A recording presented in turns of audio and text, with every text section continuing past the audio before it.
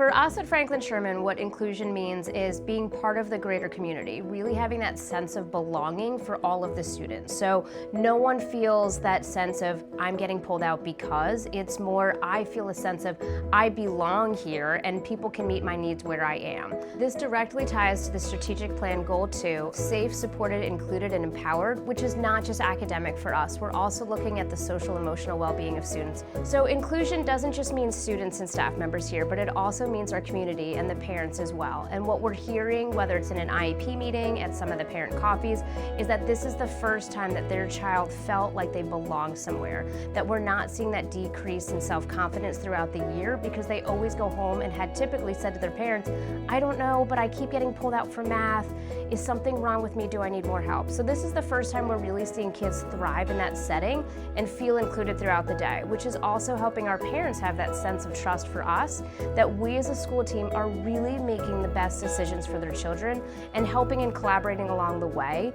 To move towards full inclusion, some of the things we've done is we've taken a 3-tier approach. So the first is we have a handful of teachers who've really been focusing on what does good Tier 1 instruction look like. So we've been doing some look-fors, we've worked on some of those Portrait of a Graduate skills, we've really honed in on what is best for all students, looking at that access to rigor, as well as those engaging lessons.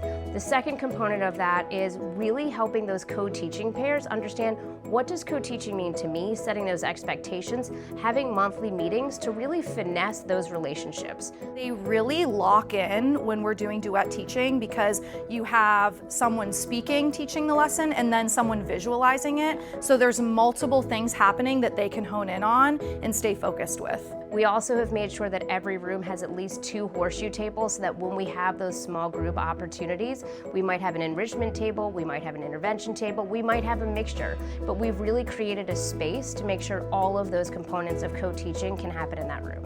And then the third approach we've taken is, as a special education department, really unpacking why we do certain things. So when we're talking about that a student requires certain hours in pull out or push in, really digging deeper of what does require mean and why are we doing this certain model? Is it something that we've just done over time that we need to really think through and change, or is there some aspects that need to stay the same?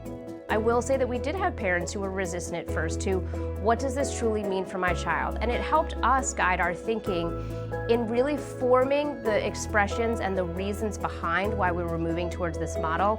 Same thing for staff. I think there are staff who might be hesitant. They're not used to this model. They might not be used to having another teacher in the room with them all day. So how do we make sure that we've embedded along the way different check-ins to help people in this new journey? Unpacking at all those 3 levels has helped us grow in different capacities to increase that inclusion model here. And our data really shows that we're making all of this happen. I'm really excited to see some continued success for our staff, students, and our community because this work is really empowering for all.